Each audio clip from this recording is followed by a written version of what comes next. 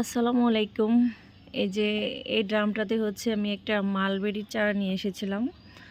প্রায় আজকে কয় মাস হলো মালবেরি গাছটা?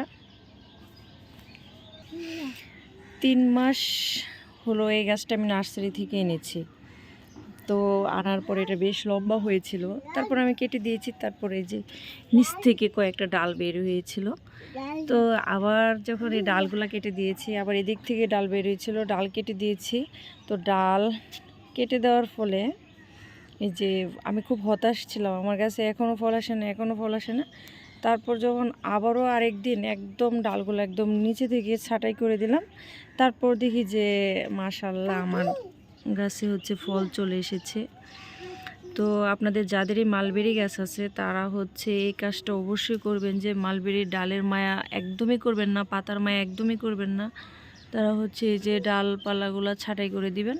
তো ছাঁটাই করার মানে 2 থেকে 3 দিন পরেই দেখি যে এই যে মালবেরির তারা চলে এসেছে আমার কাছে।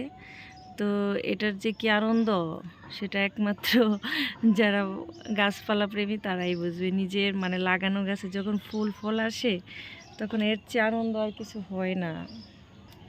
তো আবারও বললাম, মালবেরি গাছে অবশ্যই অবশ্যই আপনারা ডাল ছাঁটাই করে দিবেন, এছাড়া কিন্তু মালবেরি আসবে না। তো এই যে থুকাই থুকাই মালবেরি